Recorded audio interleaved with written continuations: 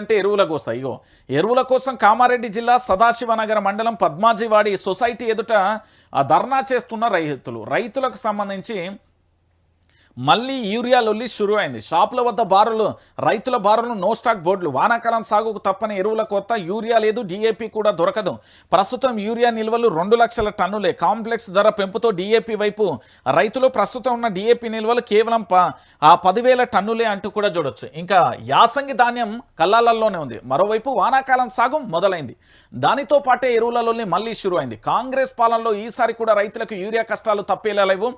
Season ప్రారంభమై ఎరువులు కొనేందుకు రైతులు దుకాణాల వద్ద మళ్ళీ క్యూ కడుతుంటే అన్ని చోట్ల నో స్టాక్ బోర్డులే కనిపిస్తున్నాయి. దేశానికే ఆదర్శంగా నిలిచింది. కాంగ్రెస్ నేతలు గొప్పలు చెప్పుకున్న యూరియా యాప్ గచ్చు పైపోగా దానికి తోడు కేంద్ర ప్రభుత్వం కూడా మరోసారి యాప్ తీసుకొస్తున్న పరిస్థితి కనబడుతుంది. సో మొత్తానికి యూరియాకు సంబంధించి మళ్ళీ లొల్లి స్టార్ట్ అయిందండి. ఇక రాష్ట్ర వ్యాప్తంగా రాష్ట్ర ముఖ్యమంత్రి దాంతోపాటు వ్యవసాయ శాఖ మంత్రి ఏం చేస్తారో చూడాలి. తెలంగాణలో వానాకాలం సాగు మొదలైంది కాబట్టి ఇప్పుడు ప్రస్తుతం ఉన్న పరిస్థితులలో తెలంగాణలో వానాకాలం సాగు మొదలైంది కాబట్టి యూరియా కష్టాలు మళ్ళీ మొదలైనవి. అసలు తెలంగాణ రాష్ట్రానికి ఎంత యూరియా కావాలి, కేంద్రం ఎంత ఇస్తున్నది, రాష్ట్రం దగ్గర ఎన్ని నిల్వల్ని, మళ్ళీ యాప్ అని ఎందుకు గందరగోళం చేస్తున్నారు, దానికి సంబంధించి ప్రధానంగా కూడా మనం చర్చిస్తే ప్రభుత్వం ఒక వ్యూహాత్మకంగా లేదు. గతంలో కేసీఆర్ ప్రభుత్వం ఉన్నప్పుడు బీఆర్ఎస్ పార్టీకి సంబంధించిన ఎంపీలందరూ కూడా పూర్తి స్థాయిలో కూడా వాళ్ళందరూ ఢిల్లీలో ఉండి యూరియా స్టాకులు హైదరాబాద్కు వచ్చిన తర్వాత మాత్రమే మళ్ళీ వాళ్ళు హైదరాబాద్కు చేరుకునేటోళ్ళు. తెలంగాణకు రాష్ట్ర వ్యాప్తంగా ఎంత అవసరం ఉంది అనేది కూడా ఒకసారి మీ అందరికీ కూడా నేను చెప్పే ప్రయత్నం చేస్తా. ఎందుకంటే ప్రజలందరికీ కూడా తెలవాల్సిన విషయం. ఇక్కడ మనందరికీ కూడా అంటే ప్రస్తుతం వానాకాల సీజన్ కోసం మన తెలంగాణలో ఎంత అంటే 11.50 లక్షల మెట్రిక్ టన్నులకు సంబంధించి ఎల్ఎంటీకి సంబంధించిన యూరియా అవసరమని కేంద్రం నివేదిక ఇచ్చింది. అంటే తెలంగాణ రాష్ట్రానికి 11.50 లక్షల మెట్రిక్ టన్నుల యూరియా బస్తాలు కావాలి. ముందస్తు సాగు కానీ, కూరగాయల తోటలు కానీ, ఆయిల్ ఫామ్లకు కానీ లేదా జూన్ ఆరంభం కావడంతో యూరియా వినియోగం అనేది గణనీయంగా ఉంటుంది. అయితే దీంట్లో కేంద్రానికి సంబంధించి ఏం చేసిందంటే రాష్ట్ర విజ్ఞప్తి కానీ కేంద్ర ప్రభుత్వం ఖరీఫ్ సీజన్ కానీ 10 లక్షల మెట్రిక్ టన్నులు యూరియాను మాత్రమే ఆమోదించింది. అంటే ఒక్కసారి ఆలోచించండి, 10 లక్షలకు సంబంధించిన మెట్రిక్ టన్నులు ఇచ్చింది. అంటే దీంట్లో కొరత ఎంత? 1.50 లక్షలకు సంబంధించిన కొరత ఉన్నది. ఇంకోటి ఏంటంటే నెలవారీ కోటా ప్రకారం దాంతోపాటు ఏప్రిల్లో కలిపి 4 లక్షల టన్నులు రావాల్సి ఉంటుంది. ఎందుకంటే ఇటు ఏప్రిల్కు సంబంధించి కానీ 4 లక్షలకు సంబంధించిన మెట్రిక్ టన్నులు ఉంటుంది.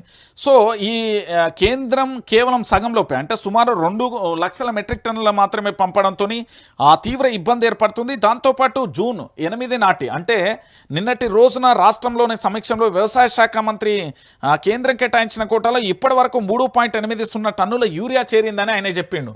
సో మనకి ఏంది అంటే రావాల్సింది మాత్రం 4 లక్షల మెట్రిక్ టన్నులు, కానీ ఇప్పుడు మన దగ్గర ఉన్నది 2 లక్షల మెట్రిక్ టన్నులే. కానీ ఈయన 2 లక్షల టన్నులే.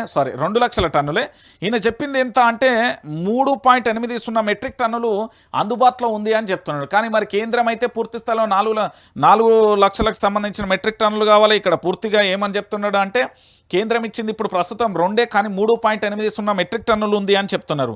ఇంకొక విషయం ఏంటంటే ఇక్కడ ప్రస్తుతం అంటే రాష్ట్ర వ్యాప్తంగా ప్రస్తుతం జిల్లాలలో ఎంత అంటే 1.50 లక్షలకు సంబంధించిన మెట్రిక్ టన్నుల యూరియా బస్తా స్టాక్ ఉంది. అంటే మే నెల నాటికి నిల్వలను సిద్ధం చేయాలని భావించింది. ఎంత? 3.50 నాటికి. అయితే ఈ ఫర్టిలైజర్కు సంబంధించిన యాప్ ఏదైతే తీసుకొచ్చిందో పనితీరు, సాంకేతిక లోపాలు, దాంతోపాటు కొన్ని సందర్భాలలో అన్ని రకాలుగా ఇబ్బందులు ఏర్పడుతున్న పరిస్థితి కనబడుతుంది. సో ఇక్కడ యూరియా వాడాలి అంటే ఇక్కడ రసాయన యూరియా కొరత నేపథ్యంలో నానో యూరియా వాడాలి, ప్రత్యామ్నాయ దిశగా పంటలు ప్రత్యామ్నాయ ఎరువులను వాడాలని రైతులను సూచిస్తున్నారు. ఇక్కడ తెలంగాణ రామగుండంలో ఉన్న ఎరువులకు సంబంధించిన కారాగారానికి సంబంధించి ఏంది అంటే ఆర్ఎఫ్సిఎల్కు సంబంధించి ఉత్పత్తి అయ్యే యూరియాలో 90% రాష్ట్రానికే దక్కాలని డిమాండ్ ఉన్నది. కానీ డిమాండ్ చేస్తున్నారు, కానీ ఇతర రాష్ట్రాలకు వెళ్ళిపోతున్న పరిస్థితి కనబడుతుంది. అంటే తెలంగాణలో మనలు చక్కగా ఉంటే మన రామగుండానికి సంబంధించిన యూరియానే 90% మనకు రావాలి. ఆర్ఎఫ్సిఎల్కు సంబంధించి ఆర్ఎఫ్సిఎల్లో ఏదైతే ఉత్పత్తి అవుతుందో అది మనకే ఎక్కువ రావాల్సి ఉంటుంది, కానీ రాని పరిస్థితి ఉంటుంది. అంటే తెలంగాణకి రాష్ట్రంలో మొత్తం రైతులకు కావాల్సింది ఎంత? 11.50 లక్షల మెట్రిక్ టన్నులకు సంబంధించింది కావాలి.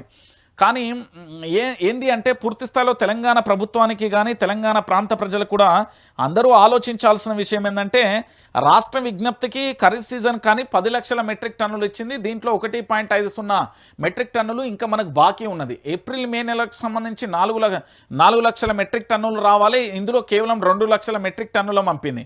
2 లక్షల మెట్రిక్ టన్నులు అంటే ఇందులో 2 లక్షలు ప్లస్ ఇది ఒకటి అంటే 3.50 మెట్రిక్ టన్నులు ఇంకా మనకు కేంద్రం బాకీ ఉంది.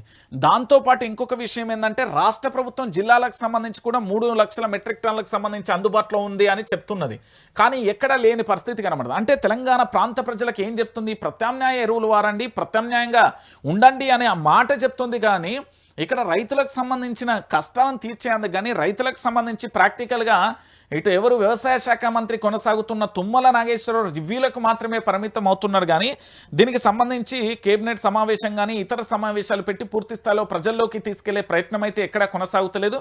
దాంతోపాటు జరిగే పరిస్థితులు కూడా కనబడతలేవు.